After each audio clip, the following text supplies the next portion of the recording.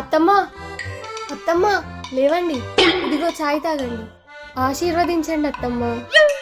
చల్లగుండురా.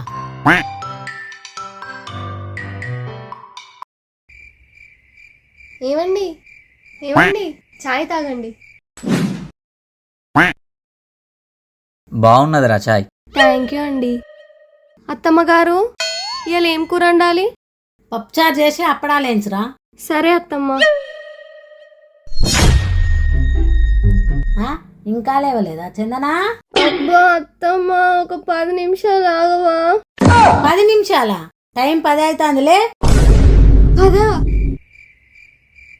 10ఏనా? ఊకే ఫోనేనా చందన? కూర చేయిపో. వంటనా?